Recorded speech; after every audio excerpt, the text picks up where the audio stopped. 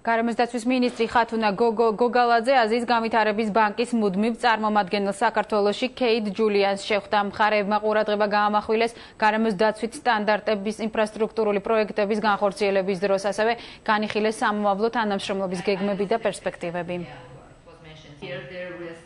აზიის განვითარების ბანკი ახორციელებს ძალიან ბევრ ინფრასტრუქტურულ პროექტს საქართველოში.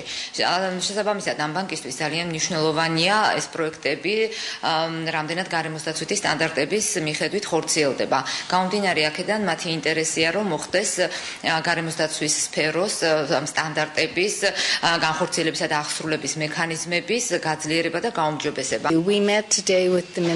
მინისტრთან შეხვედრა მიზნად ისახავდა აზიის განვითარების ბანკთან სამომავლო თანამშრომლობის შესაძლებლობების განხილვას. ვისაუბრეთ გარემოს დაცვის სფეროში მხარდაჭერასა და იმ ინფრასტრუქტურულ პროექტებზე, რომლებიც საქართველოში ჩვენი დაფინანსებით მიმდინარეობს.